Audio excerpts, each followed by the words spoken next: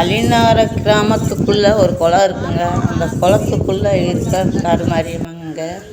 இது வந்து வச்சு 35 வருஷம் ஆகுதாங்க. நான் தான் அல்லாத்தில் பிறந்து வளர்ந்து எல்லாம் பண்ணியிருக்கேன். அல்லாத்துக்கு போகவே இல்லை. புளியறங்கிறது எல்லாமே வந்து நான் வேப்பங்கட்டை போட்டு எரிப்பாங்கன்னா இது புளியங்கட்டை போட்டு எரித்து அதில் எண்ணெய் ஊற்றுறாங்க. நெத்திக்கிறதுக்கு பூ வாங்கி போடுறாங்க.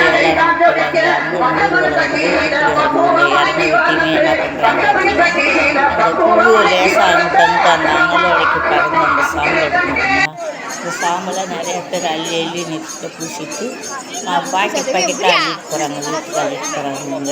இதில் ஏதோ நல்ல ஒரு மருத்துவ குணம் இருக்குன்னு சித்த மருத்துவ பிரகாரம் பார்த்தா மருத்துவ குணம் இருக்குன்றாங்க.